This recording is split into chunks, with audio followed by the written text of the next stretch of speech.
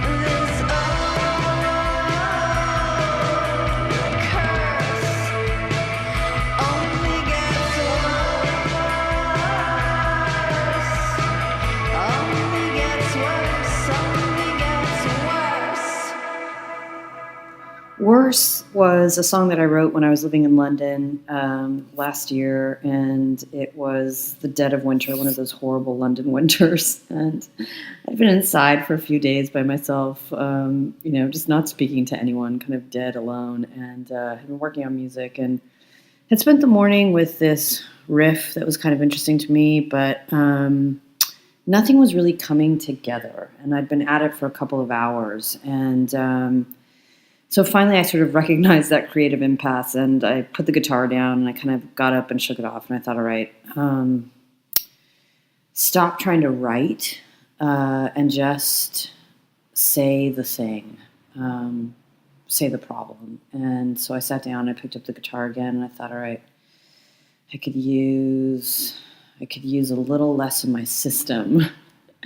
And that was it. And so that became the lyric, and the song sort of immediately wrote itself in a couple minutes after that, and that was Worse.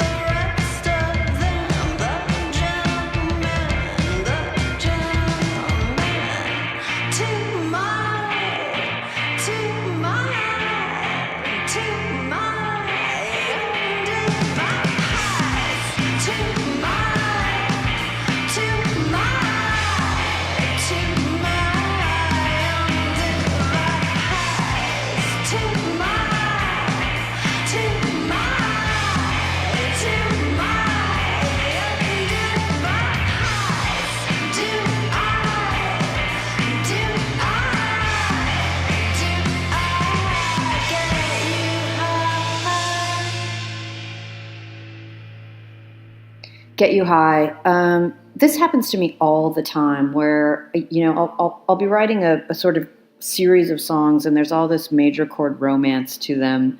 And invariably at some point I think, I play garage rock, goddammit. Where's the minor chord dissonance and darkness? How about we kick it up a notch here? So that was Get You High.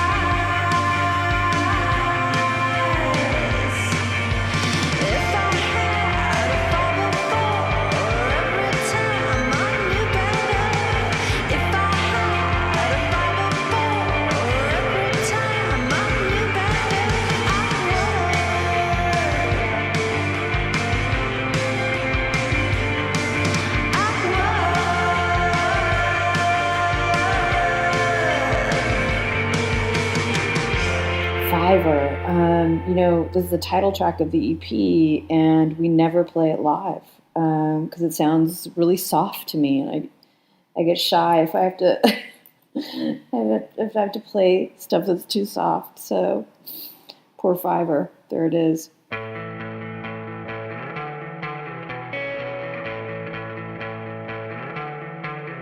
One sweet, this soft disease, like the ocean, like the ocean. I feel it in my veins again, like the ocean, like the ocean waves.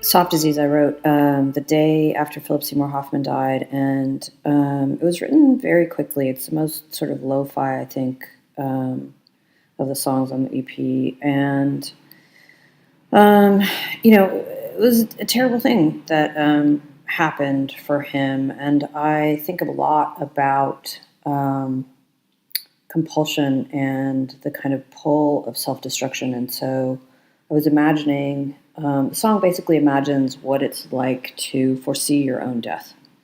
So that's cheery. And the lyric, I'm overdue lately, already news, was about that moment and about him.